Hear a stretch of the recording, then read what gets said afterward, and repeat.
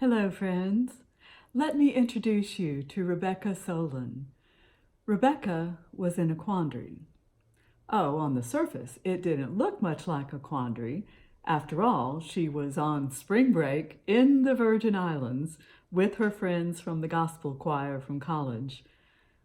But all of a sudden, the corona pandemic hit, and Rebecca, who's the sister of our office administrator, Leela Rutland Solon, learned that she would not be able to go back to college to finish her senior year. She would not be able to finish her semester. Worst of all, she would not be able to graduate with her peers. For Rebecca and 5 other seniors on the trip, it was a time of sadness, of dismay, of mourning what had been so eagerly anticipated, but was not to be. But all was not lost. On the final night of the trip, the undergrads had a surprise for the seniors.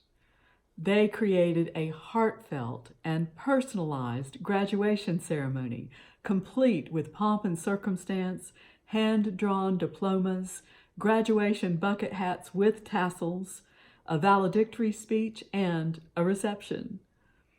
Of course, Rebecca regretted the loss of her final weeks at college, but she allowed that the celebration and graduation put on by her friends in the gospel choir was probably more fun, more loving, and even more fulfilling than the ceremony she would have been a part of back at school.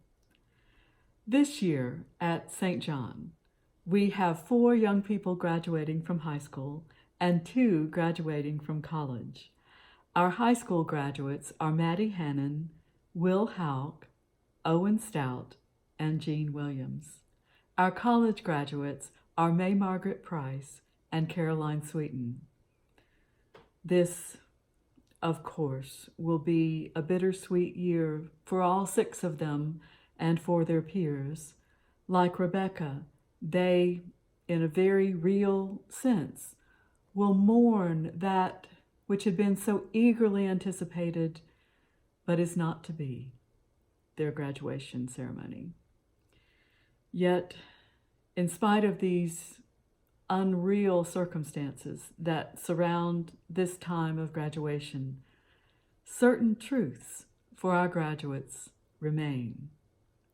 You, my friends, have still accomplished a great thing. Your family and friends are still extremely proud of you. You have a great future ahead of you. Your church blesses you at this time, and your church family will always love you. And in the midst of all of this, Jesus is still Lord, and he loves you too. On Sunday, we will have a special time in our service of worship, during which we will honor our graduates. So be sure to be online by 10:30 a.m. And reach out to our graduates and tell them how proud you are of them. In this time of uncertainty, I commend to our graduates, and indeed to all, some of my favorite verses from the Bible, Proverbs chapter 3, verses 5 and 6. Trust in the Lord with all your heart, and do not rely on your own insight. In all your ways, acknowledge him, and he will make straight your paths. To the class of 2020, congratulations, and know that we bless you from the house of the Lord.